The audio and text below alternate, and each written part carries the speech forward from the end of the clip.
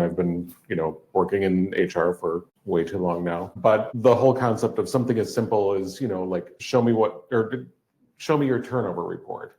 And turnover seems like it's a basic concept. And there are some things that are delivered. Like there's a pre-built turnover cube in GHR, which has been there forever. And they've supplemented it in talent analytics now. And it's a lot better over there now, I think.